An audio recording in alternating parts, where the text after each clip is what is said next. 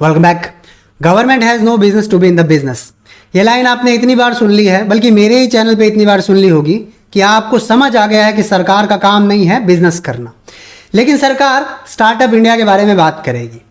देश को एक मैसेज दिया जा रहा है कि आज भारत का यूथ स्टार्टअप करना चाहता है। कहने का मतलब आज देश के यूथ में रिस्क लेने की कैपेसिटी है। हालांकि ये रिस्क लेने की कैपेसिटी सिर्फ उसी यूथ के अंदर है जो अगर डेली कुछ पैसा ना कमाएगा तो उसके भी घर में पैसे की प्रॉब्लम नहीं होगी, खाने की प्रॉब्लम नहीं होगी। बहुत सारे लोग ऐसे हैं हिंदुस्तान में जो हैंड टू माउथ जीते हैं, यानी जिनको डेली कुछ ना कुछ कमाना पड़ता है। लेकिन देश अब स्टार्टअप इंडिया की तरफ जा रहा है। देश अब दुनिया को स्टार्टअप्स देगा। ये बात अलग है। स्टार्टअप एमएसएमई को कब रिप्लेस कर गया हिंदुस्तान में, ये बात जनता को पता भी नहीं चलने दी गई। पहले स्टार्टअप की बात करते हैं। स्टार्टअप इंडिया 1.5 बिलियन डॉलर का fund of funds for startup generate किया गया है, स्टार्ट किया गया 2016 में। डेफिनेटली ब्रेन चाइल्ड किसका है बताने की जरूरत नहीं है। इनका अचीवमेंट पिछले 5 साल का ये है कि देश के अंदर 140 करोड़ के देश में 5 साल के अंदर इतने डिजिटल इंडिया के दौर में जिसके अंदर इंटरनेट फ्री है 41,137 रिकॉग्नाइज्ड स्टार्टअप्स हैं। 4.7 लाख जॉब्स रजिस्टर्ड की गई है इन स्टार्टअप्स के अंदर।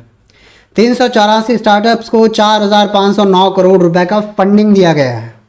ये अचीवमेंट है भारत के स्टार्टअप इंडिया प्लान का।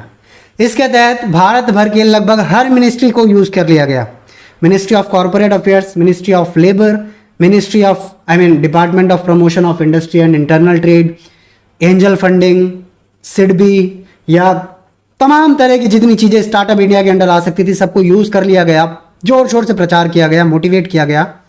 और नतीजा ये है कि जब अचीवमेंट की बात आती है स्टार्टअप इंडिया प्रोग्राम की, तो अचीवमेंट्स ये हैं कि हमने गणतंत्र दिवस की परेड में टैब्लू निकाला। देश के स्टार्टअप इंडिया प्रोजेक्ट को सोशल मीडिया पर 32 मिलियन इंप्रेशंस मिल गए। हमने स्टार्टअप फेस्ट अरेंज किए।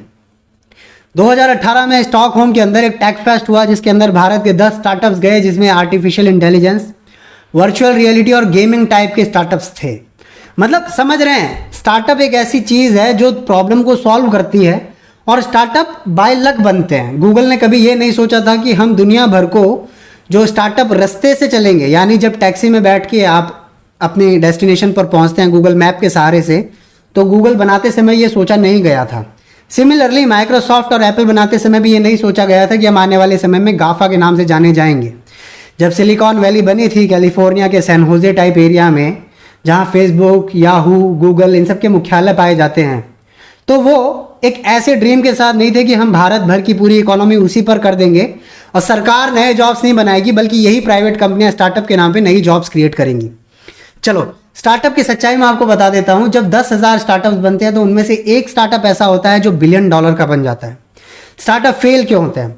स्टार्टअप फेल होने के लिए जब भारत के अंदर रिसर्च किया जाता है तो स्टार्टअप फेल होने का कारण कुछ ये बताया जाता है कि इनोवेशन नहीं है, लीडरशिप नहीं है, वीक बिजनेस मॉडल है, पुअर प्लानिंग है, faulty customer insight, original idea नहीं है। ओरिजिनल आइडिया की बात करते समय आप ये याद रखिए, जब आप रेलवे स्टेशन से अपने घर आते थे तो एक टैक्सी वाले को बताते थे कि पुराने बस अड्डे के सामने जो रोड जाती है उससे 5 कदम की दूरी पर घर है। जब टैक्सी वाला आपको लेकर आता था तो गली के अंदर 1 किलोमीटर जाने पर टैक्सी वाला आपसे लड़ता था कि मुझे 50 रुपये और दो। इस प्रॉब्लम का सोल्यूशन ओला जैसी कंपनियों ने किया। जब प्रॉब्लम का सोल्यूशन होता है उस कंपनी को भारत एक्सेप्ट करता है, दुनिया एक्सेप्ट करती है। लेकिन अब ओरिजिनल आइडिया का लैक हो गया है, इस वजह से स्टार्टअप्स धड़ाधड़ फेल हुए जा रहे हैं। आपको अगर स्टार्टअप का आइडिया चाहिए तो मैं आपको जनरल नीचे बता देता हूँ। हाउसिंग, किराए पर प्रॉपर्टी देना, किराए से प्रॉपर्टी लेना, क्रेडिट कार्ड देना, या फिनटेक की कंपनियाँ 50,000 का इमीडिएट लोन देना, कुछ ऐसी चीज़ जो आप ई कॉमर्स के तौर पर बेच पाएँ।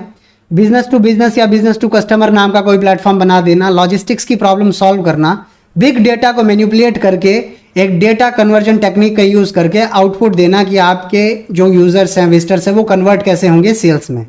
हेल्थ केयर या कुछ इस तरह की चीज़ें जो बहुत जगह पर यूज़ हो रही है, उसी स्टार्टअप आइडिया को अब भारत स्टार्टअप इंडिया के नाम से यूज़ करेगा।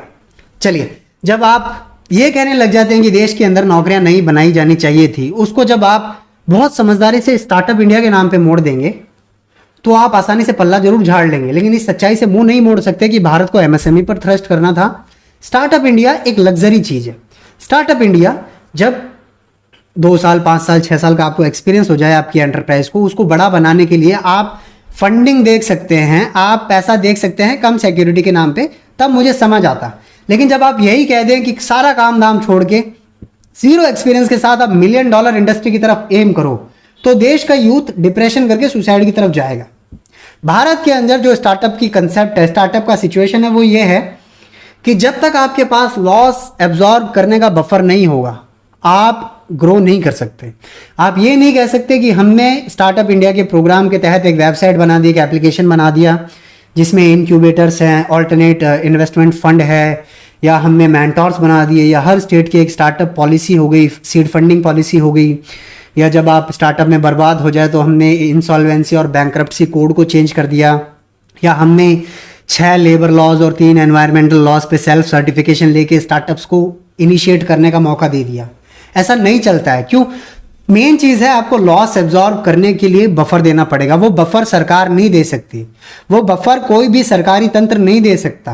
पहली बात, फंडिंग लेना अपने आप में बड़ी बात होगी, सरकारी तंत्र से फाइल छन के, और फंडिंग मिल भी जाती है तो आपको लॉस कहाँ से एब्जॉर्ब होगा?